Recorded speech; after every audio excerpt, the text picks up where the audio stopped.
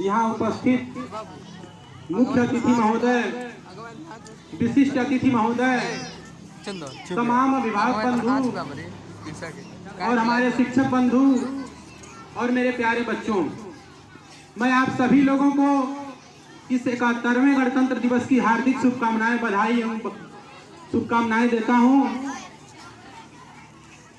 मेरे अनुज श्री कृष्णानंद जी ने मुझे इस मंच पे बुलाया, मैं उनको भी दिल से धन्यवाद देता हूं, क्योंकि मेरी ये दिली इच्छा थी कि अभी तक जो भी कार्यक्रम होते थे इस विद्यालय में उसका संचालन मैं ही करता था, लेकिन और भी हमारे जो छोटे भाई लोग हैं उनको भी मौका मिले। इस उद्देश्य से इस बार कृष्णानंद जी का चयन किया गया है। आगे और हमारे छोटे भाइयों का चयन किया जाएगा और सौभाग्य से हमारे छोटे भाई कृष्णानंद जी बहुत अच्छा संचालन भी कर रहे हैं। बहुत मन खुश हो गया इनके संचालन को देख करके मेरा। दोस्तों, मुझे यहाँ पे बुलाया गया है एज ए प्रधानाचार्य, तो मैं सबसे पहले ये बताना चाहूंगा कि आज का जो ये कार्यक्रम है 26 जनवरी, जो आज हम खुले आसमान के नीचे यहाँ पे मस्त होकर के मना रहे हैं, ये अवसर हमको ऐसे ही नहीं मिला है। ये अवसर अगर आज हमें मिला हुआ है तो इस तिरंगे के फहराने के पीछे तमाम कुर्बानियां छिपी हुई हैं, जिसको हम और आप लोग अच्छी तरीके से जानते हैं। हम उसे जानते हैं, सिर्फ इतने तक ये बात खत्म नहीं हो जाती। हम उसे जानते हैं, गणतंत्र दिवस या स्वतंत्रता दिवस अगर हम मनाते हैं तो हमारे भी कुछ कर्तव्य बनते हैं। उन वीर शहीदों के बारे में जान करके, सुन करके, पढ़ करके हमारे भी कुछ कर्तव्य होते हैं।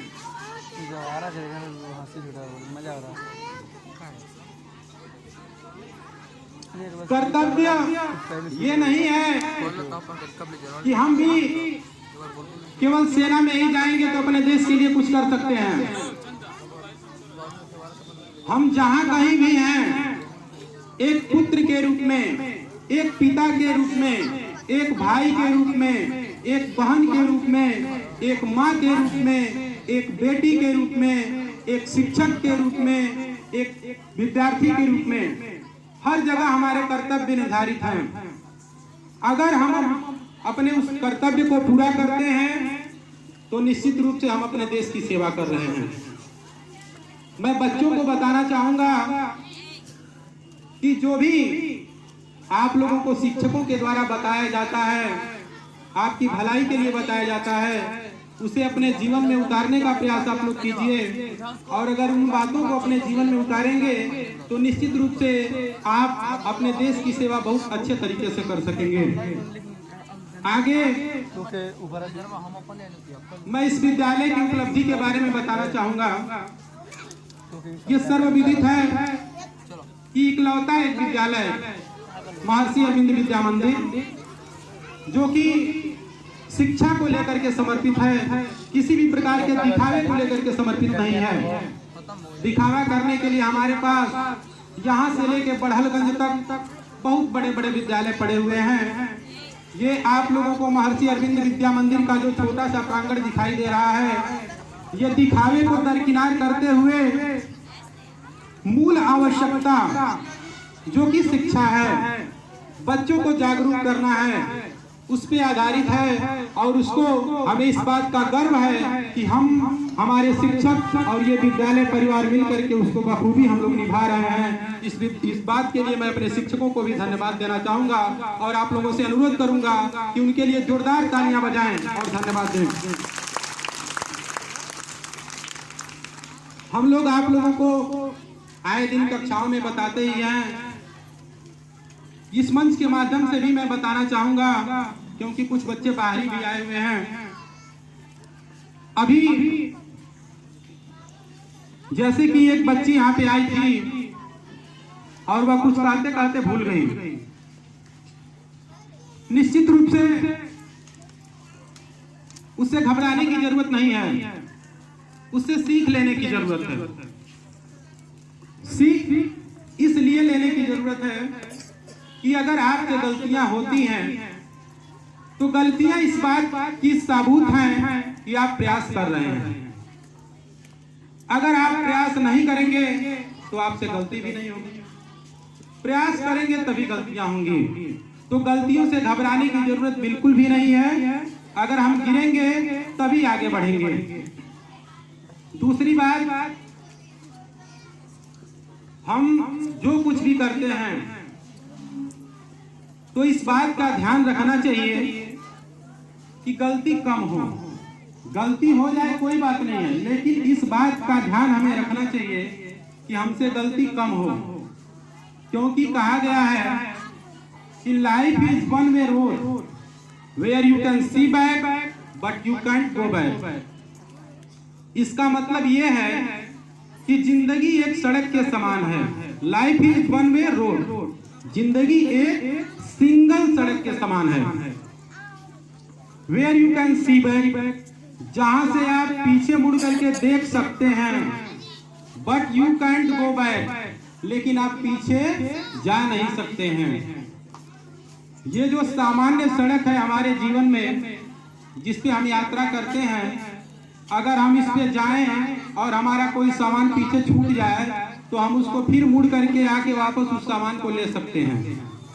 लेकिन ये जो जिंदगी रूपी सड़क है, इसमें अगर हम कोई सामान छोड़ देंगे तो हमें उसको महसूस करने का मौका मिल सकता है, लेकिन पीछे मुड़ करके उसको सुधार करने का फिर मौका नहीं मिलेगा। इसलिए हमें ये प्रयास करना चाहिए कि हम गलती कम से कम करें। आगे एक बात और आप लोगों को मैं बताना चाहूंगा, जो लोग प्रयास करते हैं गलतियां होती हैं। कुछ लोग ऐसे भी होते हैं कि उनकी गलतियों पे हंसते हैं, क्योंकि उन्हें शायद इस बात की जानकारी नहीं होती है कि जो प्रयास करेगा गलती उसी से होगी। Life is like a football game, life is like a football game, how many goal you save your life, this is no matter, people remember only one goal that you drop in your life. जिंदगी एक football के खेल की तरह से है, जहां पे एक खिलाड़ी गोल को बचाने का प्रयास करता है। वो कितना गोल बचाया ये बात मायने नहीं रखती है, लेकिन अगर वह गलती से एक गोल छोड़ दे तो लोग उसको बार बार दोहराते हैं। इसलिए हमें यह प्रयास करना चाहिए कि हमसे गलती कम से कम हो। दूसरी बात, अभिभावकों के लिए मैं कहना चाहूंगा, क्योंकि दुर्भाग्य से हमारे बीच में अभिभावक लोग बहुत कम उपस्थित हुए हैं, हालांकि उन लोगों को आना चाहिए, क्योंकि यही सब अवसर होते हैं जब हम लोग आप लोगों से संपर्क कर पाते हैं, कुछ कहने का मौका मिलता है हम लोगों को। तो निश्चित रूप से अभिभावकों को आना चाहिए और इस कार्यक्रम में देखना चाहिए कि क्या बताया जा रहा है, हमारी क्या जिम्मेदारियां हैं। ये बात किसी से छिपी नहीं है कि विगत 3 वर्षों में महर्षि अरविंद विद्या मंदिर ने 9 छात्रों को नवोदय विद्यालय में भेजने का काम किया है, जो कि अपने आप में बहुत बड़ी उपलब्धि है। तालियां बजाएंगे अपने अध्यापकों के इस उपलब्धि के लिए। और मैं यहाँ उपस्थित तमाम अभिभावक बंधु को यह बताना चाहता हूँ, पेपर में भी आया था, आप लोग पढ़े भी होंगे, कि माननीय मुख्यमंत्री श्री योगी आदित्यनाथ जी के प्रयास से अब सैनिक स्कूल हमारे गोरखपुर में बनने जा रहा है। गोरखपुर जिले में सैनिक स्कूल का निर्माण होने जा रहा है। अभी तक सैनिक स्कूल में किसी बच्चे को पढ़ना होता था तो उसे या तो नैनीताल जाना पड़ता था, लखनऊ जाना पड़ता था, या फिर साउथ इंडिया में जाना पड़ता था। लेकिन हम लोगों के लिए बड़े ही खुशी की बात है कि हम लोगों के जिले में गोरखपुर में सैनिक स्कूल का निर्माण होने जा रहा है। जमीन उसके लिए चिन्हित कर ली गई है। सैनिक स्कूल के बारे में आप लोगों को थोड़ा सा मैं बताना चाहूंगा कि जिस प्रकार से हम लोग नवोदय विद्यालय के लिए बच्चों की तैयारी कराते हैं, नवोदय विद्यालय में बच्चे जाते हैं, सैनिक स्कूल थोड़ा सा उससे अलग हटके है। इसका जो एग्जाम होता है थोड़ा सा हार्ड होता है, उसके लिए बच्चों को विशेष तैयारी की जरूरत पड़ती है। और अगर अभिभावक लोगों का साथ रहा तो हम लोग सैनिक स्कूल के लिए भी इस महर्षि विद्या मंदिर से बच्चों को भेजने का काम आने वाले समय में करेंगे। सैनिक स्कूल मैं आप लोगों को बताना चाहूंगा कि इसके पहले मैं जिस विद्यालय में पढ़ाता था देवरिया जिले में, मैं जो कुछ भी सीख के आया हूँ वहीं से आया हूँ। वहाँ जिस गांव में हमारी शादी हुई उसी गांव का एक बच्चा सैनिक स्कूल में जा करके पढ़ा था और हम वहाँ पे थे। उसी समय वह लेफ्टिनेंट कर्नल बन के आया। लेफ्टिनेंट कर्नल अपने आप में बहुत बड़ी बात होती है। मुझे नहीं पता है शायद इस क्षेत्र में कोई लेफ्टिनेंट कर्नल हो। तो अगर आपका सिलेक्शन, आपका चयन सैनिक स्कूल में होता है तो आप सेना बन के नहीं वहां से आएंगे, सैनिक बन के नहीं आएंगे। सैनिक स्कूल का मतलब ये नहीं कि आप वहां से सैनिक बन के आएंगे। सैनिक बनने के लिए आप यहाँ डेरवा के फील्ड में या फिर पढ़लगंज के फील्ड में दौड़ लगा के परीक्षा पास करके भी सैनिक बन सकते हैं। लेकिन ऐसे विद्यालयों में, सैनिक विद्यालयों में जो बच्चे जाते हैं, कक्षा 6 के बच्चे जाते हैं, उसमें 6वीं से पढ़ाया जाता है, उनको इंटर तक पढ़ाया जाता है। इंटर के बाद परीक्षा होती है और वह बच्चा कोई बड़ा अफसर बन के आता है सेना में वहां से। और जिस दिन ऐसा होगा निश्चित रूप से इस विद्यालय के लिए, इस क्षेत्र के लिए और हम लोगों के लिए बड़े ही गर्व की बात होगी। हमें उस दिन का इंतजार है कि इस विद्यालय का कोई बच्चा जाए और सैनिक विभाग का कोई अफसर बन के आए, उसको हम लोग सैल्यूट करें। निश्चित रूप से हम लोग का सीना गर्व से ऊंचा हो जाएगा उस दिन, और ये दिन बहुत जल्द आने वाला है। इसी के तर्ज पे एक विद्या ज्ञान भी है। विद्या ज्ञान जो माननीय उत्तर प्रदेश के पूर्व मुख्यमंत्री माननीय श्री अखिलेश यादव जी के द्वारा चालू किया गया था, जो ग्रामीण क्षेत्रों के गरीब बच्चों के लिए है, शहरी क्षेत्र के बच्चों के लिए वह नहीं है। मैं आप लोगों को बताना चाहूंगा कि नवोदय विद्यालय जो है इसमें 35% सीट शहरी क्षेत्रों के लिए रिजर्व होती है, लेकिन जो विद्या ज्ञान है वह केवल और केवल ग्रामीण क्षेत्र के बच्चों के लिए है।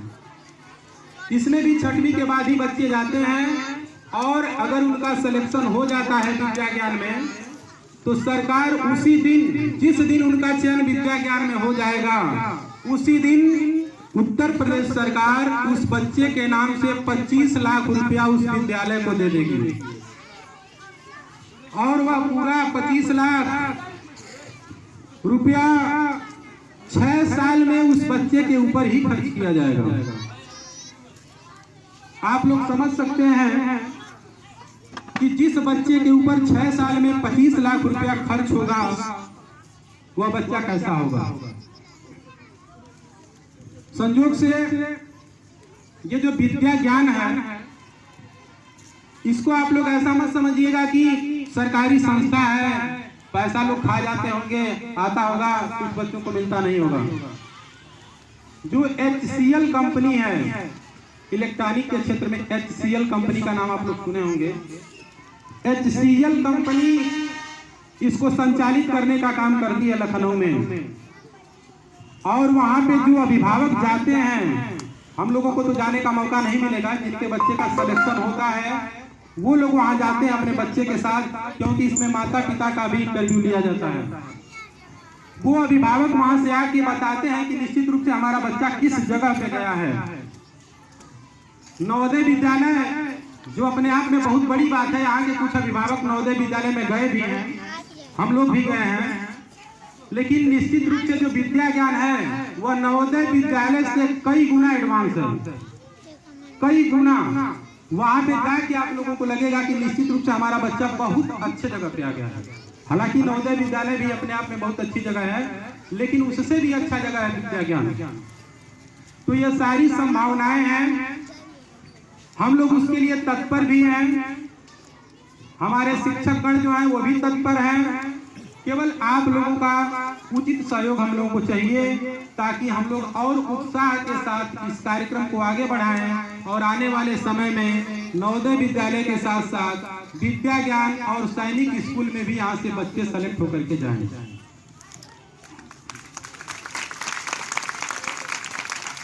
हम लोग सीमित संसाधन में गुणवत्तापूर्ण शिक्षा देने का काम करते हैं, क्योंकि हम लोग इस विचार से चलते हैं। एक लाइन है, लगी है प्यास चलो रेत निचोड़ी जाए, लगी है प्यास चलो रेत निचोड़ी जाए, अपने हिस्से समंदर नहीं आने वाला। इस सोच से हम लोग काम को आगे बढ़ाते हैं।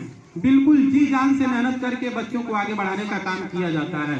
और जो भी बच्चा उत्सुक दिखाई देता है, वहां पहुंचने का जज्बा उसके अंदर दिखाई देता है, तो फिर हम लोग ये भूल जाते हैं कि वह कितना पैसा दे रहा है, क्या हम लोगों को उस बच्चे से मिल रहा है, ये कोई मायने नहीं रखता है। हम लोग जी जान से लग के उस बच्चे को तैयारी कराते हैं।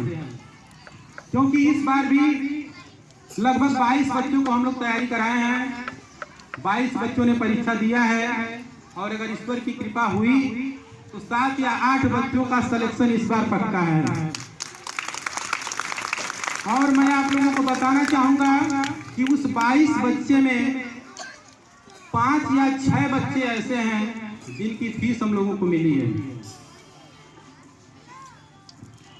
12-14 बच्चे ऐसे हैं जिनमें किसी का 1 महीने का मिल गया है, किसी का 2 महीने का मिल गया है। लेकिन बच्चों के जज्बे को देखते हुए हम लोग उनका मनोबल डाउन नहीं करते हैं, तैयारी कराते हैं।